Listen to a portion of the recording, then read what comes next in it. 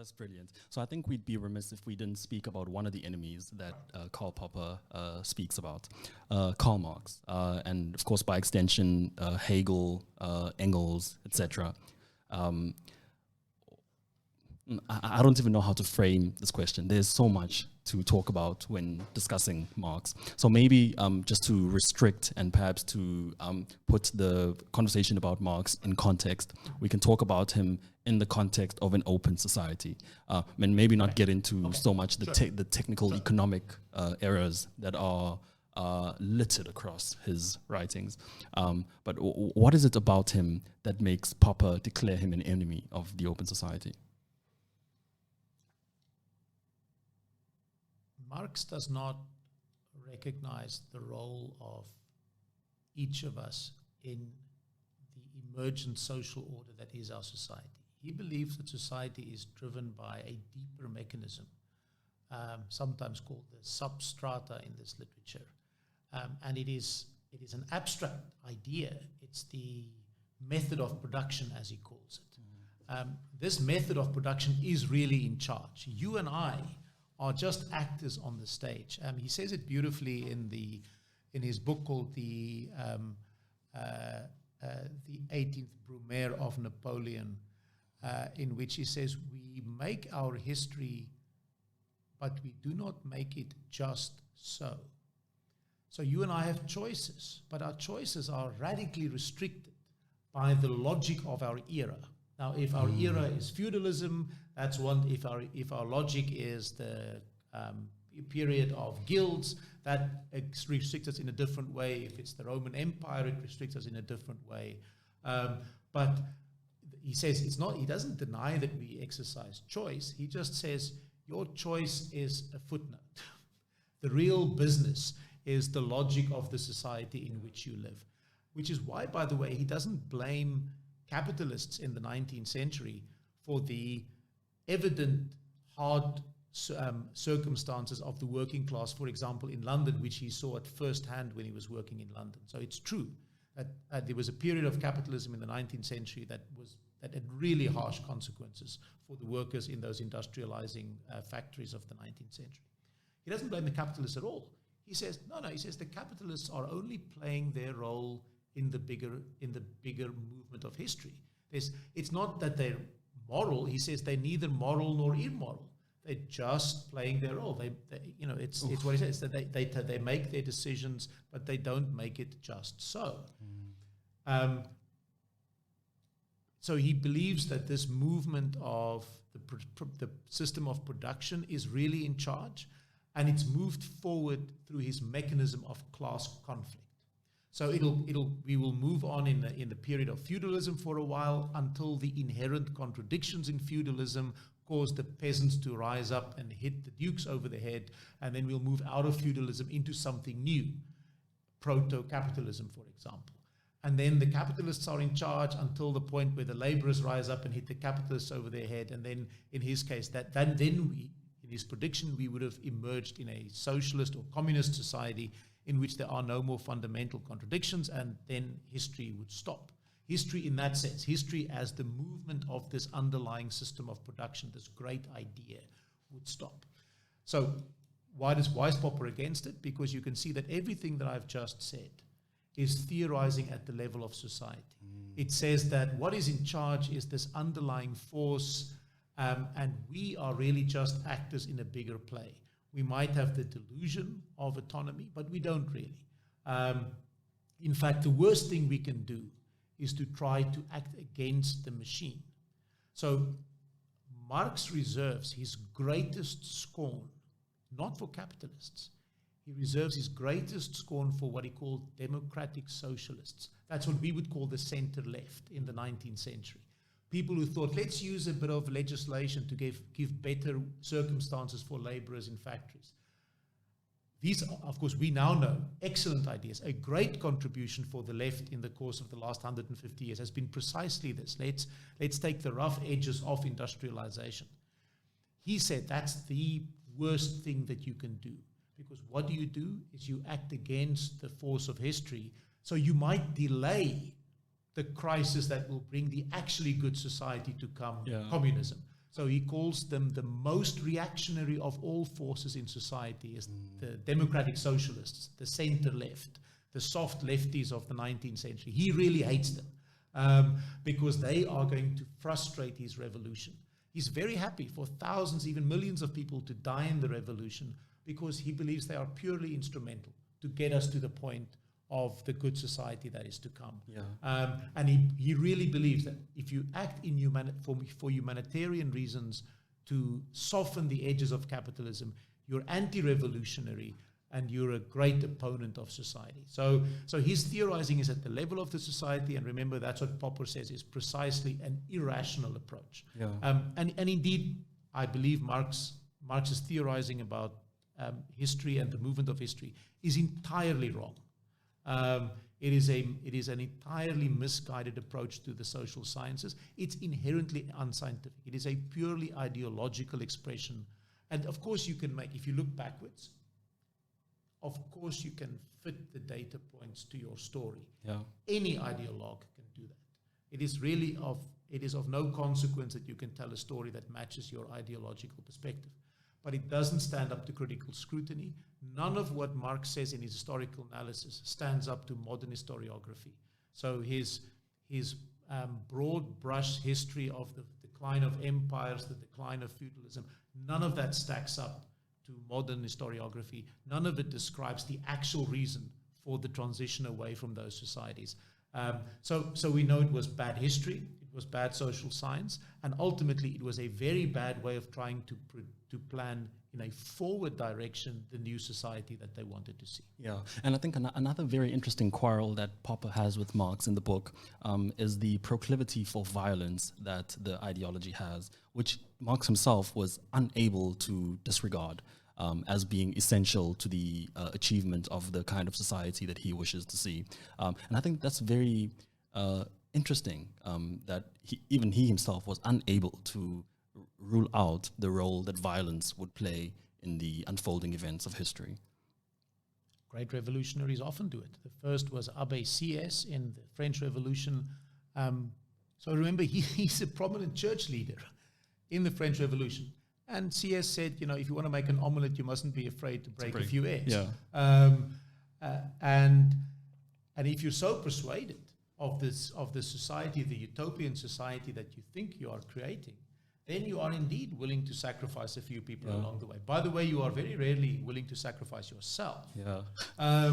But you're quite willing to sacrifice some other people. And that is, as you know, as I've already told you, that is what shocked Popper as a young man in Vienna.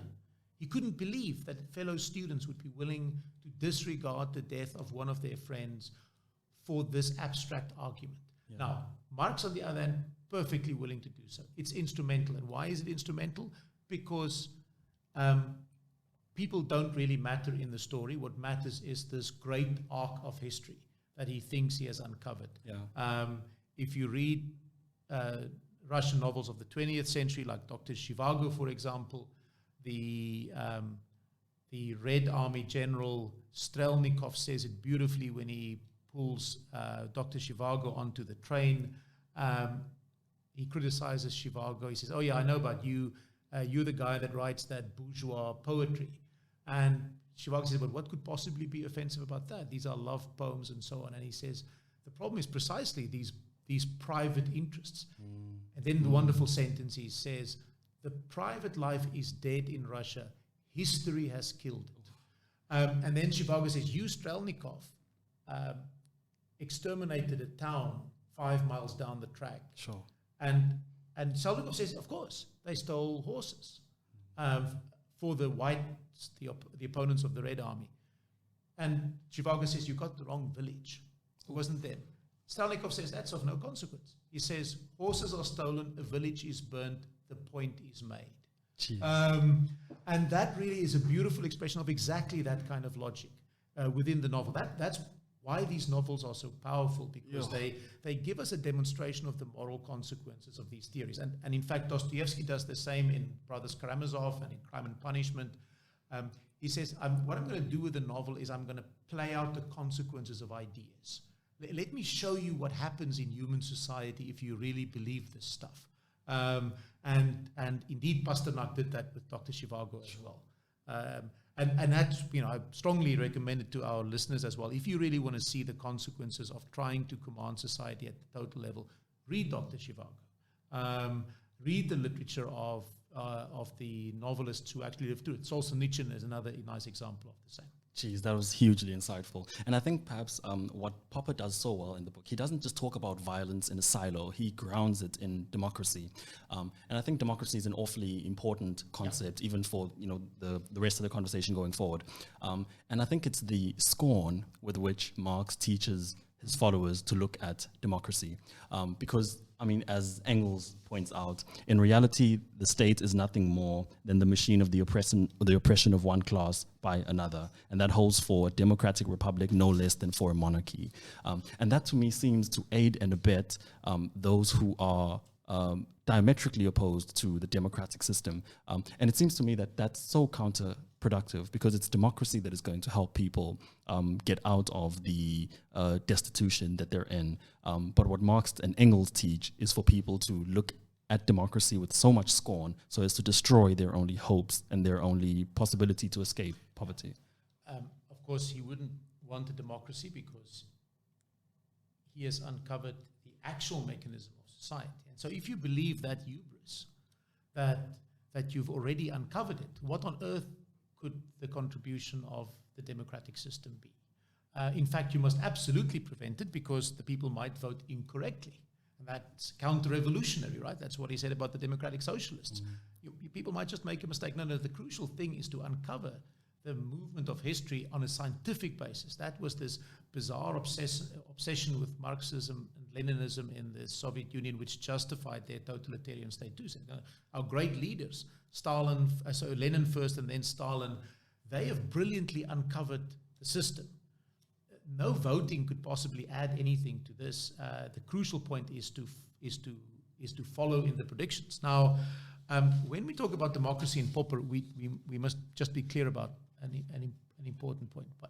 By democracy, he does not mean that all decisions in society should be put up to the popular vote. Like majoritarianism. He absolutely does not. He believes, in fact, something close to the opposite of that. He's really a Republican.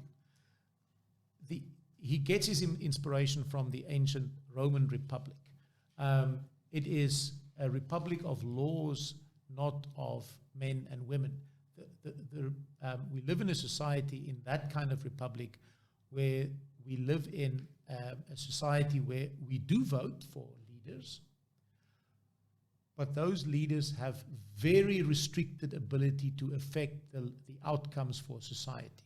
In the Roman Republic, most famously, 2 consuls were voted with veto power over each other, so that there wasn't even one top guy in the Roman Republic. Now, Popper says in The Open Society, he says the real question of political philosophy is not who should rule.